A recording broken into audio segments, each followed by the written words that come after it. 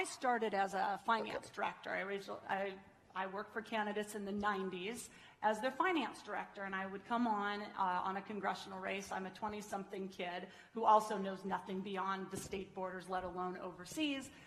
And you thought about where you're going to go to raise the money that you needed to raise to win a race. And you went to labor, and you went to the choice community, and you went to the Jewish community.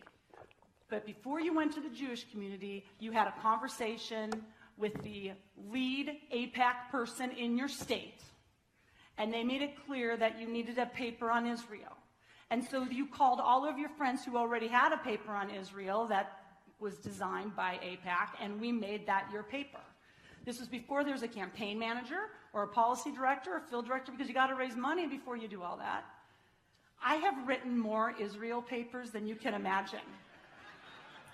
I'm from Montana. I barely knew where Israel was until I looked at a map. And the poor campaign manager would come in, or the policy director, and I'd be like, here's your paper on Israel. This is our policy. We've sent it all over the country because this is how we've raised money.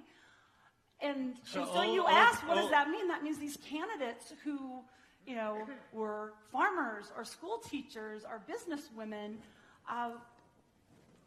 ended up having an Israel position without having any significant conversation. But you're saying all Israel papers were the same. They were identical. Very similar.